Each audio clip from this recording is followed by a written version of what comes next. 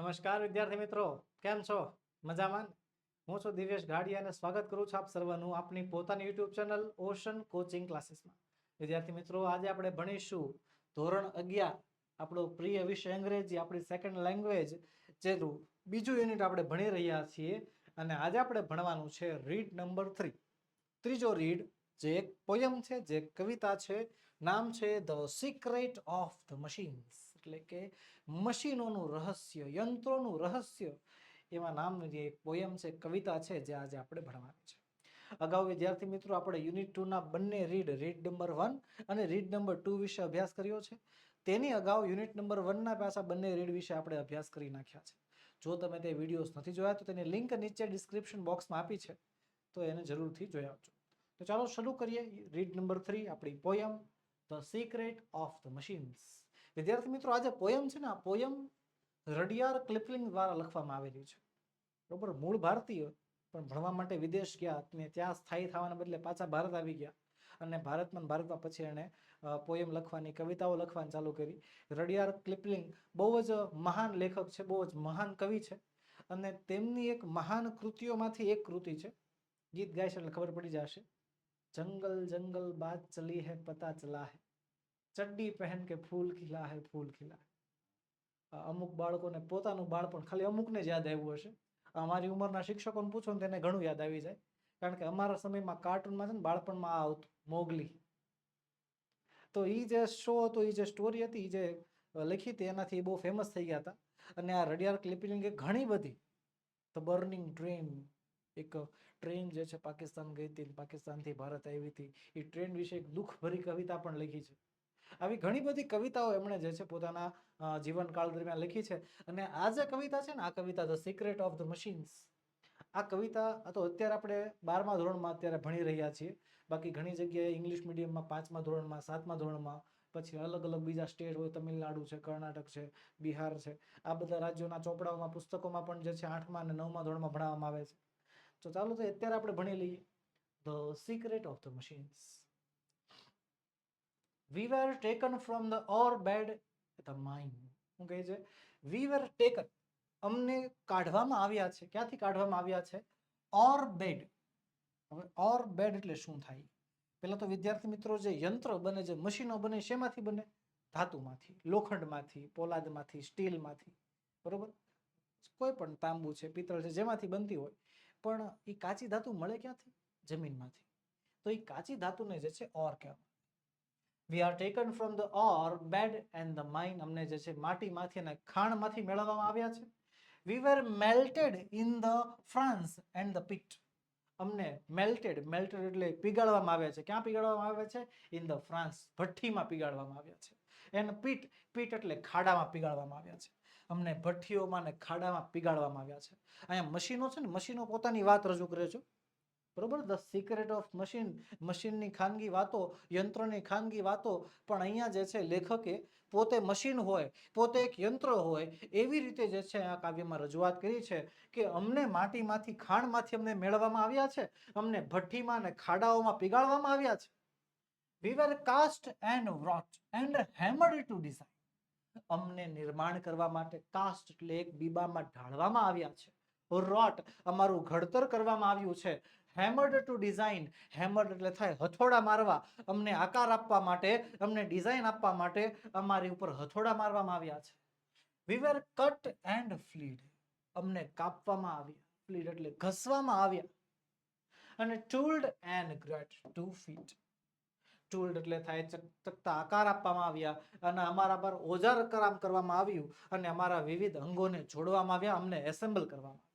શું કહે છે મશીનો? શું કહે છે કે અમને નિર્માણ કરવા માટે, અમને બનાવવા માટે બીબામાં ઢાળવામાં આવ્યા, અમારું ઘડતર કરવામાં આવ્યું, હથોડા મારવામાં આવ્યા, અમને કાપવામાં આવ્યા, ઘસવામાં આવ્યા, અમારા ઉપર સમારકામ થયું, ઓજાર કામ કરવામાં આવ્યા, અને અમારા અલગ અલગ ભાગોને જોડવામાં આવ્યા. પછી કહે છે some water, coal and oil is all we ask. ભાઈ માણસ હોય, માણસને જીવન ચલાવવા માટે જોઈએ ને, પાણી જોઈએ, ખોરાક જોઈએ, રહેઠાણ જોઈએ, કપડાં જોઈએ, બધું જોઈએ. બરોબર, મને તમને આ બધું જોઈએ. પણ મશીનને ચલાવવા માટે શું જોઈએ? તો શું કહે છે જો, સમ વોટર એટલે થોડુંક પાણી, કોલ એટલે કોલસો, એન્ડ ઓઇલ અને તેલ, બસ એટલું જ અમે માંગીએ છીએ. થોડુંક પાણી, કોલસો ને તેલ, બસ એટલી જ અમારી જરૂરિયાત છે. And 1000 of an inch to give us play.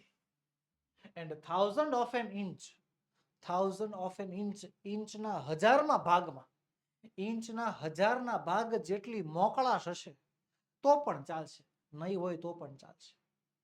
And નાઉ, અને અત્યારે, if you will set us to our task, અને અત્યારે જો તમે અમને કામે લગાડી દો, મશીન કહે છે અહીંયા, અને જો તમે અમને એકવાર કામે વળગાડી દો, કામે લગાડી દો, we will serve you 4 and 24 day.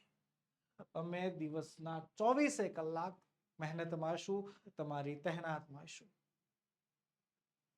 બરોબર, અમારે ખાલી હું જો આગળ હું કીધું હતું, અમારે ખાલી થોડુંક તેલ, થોડુંક પાણી, થોડોક કોલસો જ જોઈએ. અને એકવાર તમે અમને કામ સોંપી દો, એકવાર તમે અમને કામે લગાડી દો, 24 કલાક અમે તમારું કામ કર્યા કરવી. We can pull and haul and push and lift and drive. હું કહે છે અમે પુલ એટલે ખેંચી શકીએ છીએ, હોલ એટલે ઢસડી શકીએ છીએ, પુશ એટલે કેલી શકીએ છીએ, લિફ્ટ એટલે ઉઠવી શકીએ છીએ, અને ડ્રાઈવ એટલે ચલાવી શકીએ છીએ. આમાં બધા કામ, તમે જે કામ કહો બધા કામ કરી શકીએ છીએ. મશીનની વાત કરી છે ને, મશીન એટલે ખાલી આપણે આપણા મગજમાં મશીન એટલે શું થાય ખબર, આપણે જે મશીન જોયા હોય ને એને આપણે મશીન સમજીએ.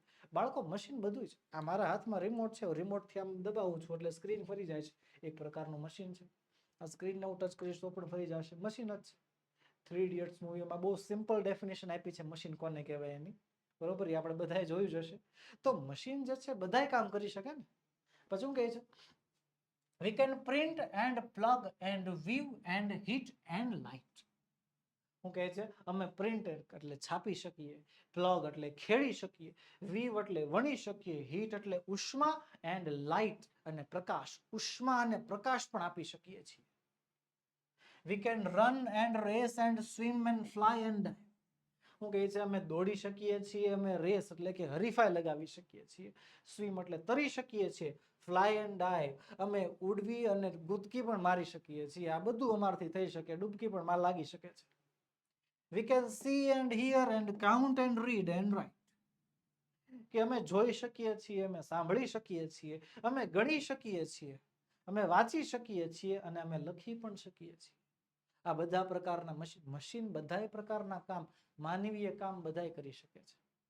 બરોબર, ત્યારબાદ બટ રિમેમ્બર, પણ યાદ રાખો, પણ યાદ રાખવાનું કહે છે, please the law by which we leave.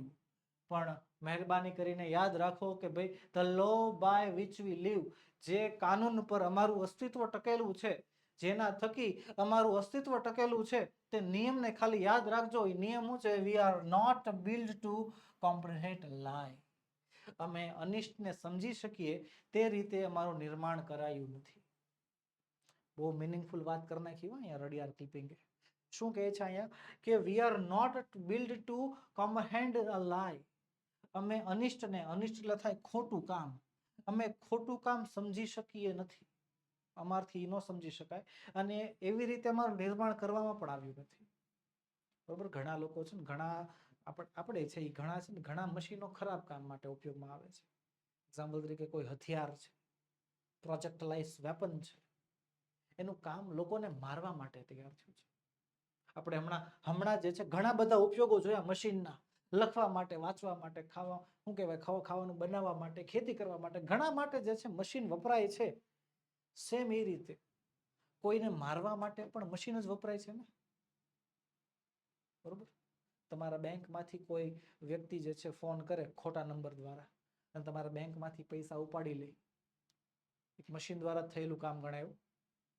બરોબર, તો એ ખોટું કામ મશીન જ કરે છે, પણ આ મશીન જે છે સ્વીકારે છે કે ભાઈ સારું કામ કોને કહેવાય, ખરાબ કામ કોને કહેવાય, એ અમને સમજતા ન આવડે. અમારું કામ કરવાનું છે એટલે અમે કામ કરશું. બરોબર, બંદૂકનું કામ છે ગોળી ચલાવવી. બરોબર, તો એ ગોળીથી કોઈ વ્યક્તિ મરી શકે છે, કોઈ ઘાયલ થઈ શકે છે. એ ખરેખર બંદૂકને ખબર પણ નથી હોતી કે આ કામ સારું છે કે આ કામ ખોટું છે. એના મગજમાં ખાલી એટલું જ હોય કે ભાઈ મારે આ કામ કરવાનું છે, મને આ કામ માટે બનાવવામાં આવ્યો છે, મને આ કામ માટે ઉત્પાદિત કરવામાં આવ્યો છે. ત્યારબાદ શું કહે છે, We can neither love nor pity nor forgive. અમે પ્રેમ ન કરી શકીએ, અમે કોઈ પ્રત્યે દયા ભાવના ન રાખી શકીએ કે કોઈને માફ પણ ન કરી શકીએ. If you make a slip in handling us, you die. અમારી જોડે વ્યવહાર કરતી વખતે તમે સહેજ પણ ભૂલ કરો, તમે મરી જાઓ. સીધા ખરેખર મશીન છે, માણસ નથી. એમાં સમજણ શક્તિ ન હોય. હું કહ્યું અહીંયા, if you make a slip in handling us, જો તમે અમને સાચવવામાં ભૂલ કરો એટલે તમે ગયા. કોઈ વ્યક્તિ બંદૂકને સાફ કરતો હોય, સાફ કરતા કરતા ઊંધી રાખીને આમ ફટ દઈને આમ ટ્રિગર દબાઈ જાય, સામે ગોળી આવે, મરી જાય. બરોબર. ઘણી વાર આપણે જોતા હશું, સાંભળતા હશું, મશીનમાં હાથ કપાઈ ગયો, મશીનમાં પગ કપાઈ ગયો, એવું આપણે સાંભળતા હોઈએ. તો એમાં મશીનનો કોઈ વાંક નથી. મશીનને હેન્ડલ કરનાર વ્યક્તિને મશીન હેન્ડલ કરતા નથી આવડું, એનાથી ચૂક થઈ, એનાથી ભૂલ થઈ, તો એનું પરિણામ છે.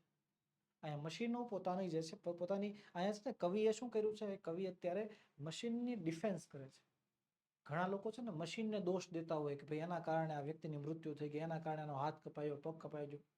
એટલે ભાઈ મશીન છે, એને સમજણ શક્તિ ન આવે કે ભાઈ આનો હાથ છે તો આપણે ઊભા રહી જઈએ, એવું એને ન આવડે. એના માટે તૈયાર પણ નથી, એના માટે બન્યા પણ નથી. ઓકે, આગળ શું કહે છે? Though our smoke may hide the heavens from your eyes, કે અમારો ધુમાડો તમારી દ્રષ્ટિની આગળ રહેલા સ્વર્ગને અગોચર કરી શકે છે અને ગાયબ થોડીક વાર માટે કરી શકે છે. It will vanish and the stars will shine again. એ ધુમાડો ગાયબ થઈ જશે અને સ્વર્ગના તારા ફરીવાર ચમકી ઉઠશે. Because for all our power and weight and size, કારણ કે અમને ગમે એટલા શક્તિશાળી હોય, અમારે ગમે એટલા વજન કે કદ ધરાવતા હોય, we are nothing more than children of your brain. પણ અમે તમારા મગજના સંતાનોથી વિશેષ કાંઈ જ નથી. અહીંયા માણસ સાથે કમ્પેરિઝન કરતા કહ્યું છે કે મશીન ગમે એટલી સાઇઝનું હોય, ગમે એટલા વજનનું હોય, ગમે એટલું કાર્યક્ષમ હોય, ગમે એટલા લાંબા સમય સુધી કામ કરી શકે એમ હોય, એના ધુમાડાથી સ્વર્ગ દેખાતું પણ બંધ થઈ જતું હોય, ભલે એ ગમે એટલી કાર્યક્ષમતા ધરાવતું હોય, પણ એ મશીન માણસના મગજના બચ્ચા સમાન છે. કારણ કે માણસની જ ઉપજ છે, માણસે જ મશીન બનાવ્યા છે ને. એ માણસના મગજ સામે એ મશીનની કોઈ હેસિયત નથી, એવું અહીંયા કહ્યું છે. ચલો બસ વિદ્યાર્થી મિત્રો, આજના વિડીયોમાં એટલું જ. આજે આપણે ભણ્યા unit number 2 no read number 3. હવે કરવાનું છે હોમવર્ક. હોમવર્કની અંદર રિમાઇન્ડ ધીસ મીનિંગ્સ. આ મીનિંગ્સ તમારે, આ શબ્દો તમારે યાદ રાખવાના છે. આ તમારી બુકમાં તમારે એકવાર લખી નાખવાના છે. આ શબ્દો આપણા માટે બહુ જ મહત્વના છે. કેમ? કારણ કે વિદ્યાર્થી મિત્રો, પરીક્ષાની અંદર છે ને ફકરાવાળા સવાલ જવાબ પૂછાય, આપણને ખબર છે. વિદ્યાર્થી મિત્રો, પોએમવાળા સવાલ જવાબ એ પૂછાય છે, અને પોએમવાળા સવાલ જવાબ ફકરાવાળા સવાલ જવાબ કરતા અઘરા હોય છે. કારણ કે એના શબ્દો જે છે થોડાક હાર્ડ હોય છે. તો અહીંયા જે છે અમુક શબ્દો મેં તમારા માટે તૈયાર કર્યા છે, જે તમારા માટે સહેલા શબ્દો છે. ઓકે, તો વિદ્યાર્થી મિત્રો, આ શબ્દો તમારે એકવાર તમારી બુકમાં લખવાના છે, જેનાથી તમને આ યાદ રહી શકે. તો બસ વિદ્યાર્થી મિત્રો, આજના વિડીયોમાં એટલું જ. આજે આપણે ભણ્યા યુનિટ નંબર 2 નું રીડ નંબર 3. મળીશું આવતા વિડીયોમાં, જેમાં આપણે યુનિટ નંબર 3 ચાલુ કરીશું. વિદ્યાર્થી મિત્રો, વિડીયો ગમ્યો હોય તો લાઈક કરો, તમારા મિત્રોમાં શેર કરો, અને ચેનલમાં નવા હોય તો સબસ્ક્રાઇબ કરો.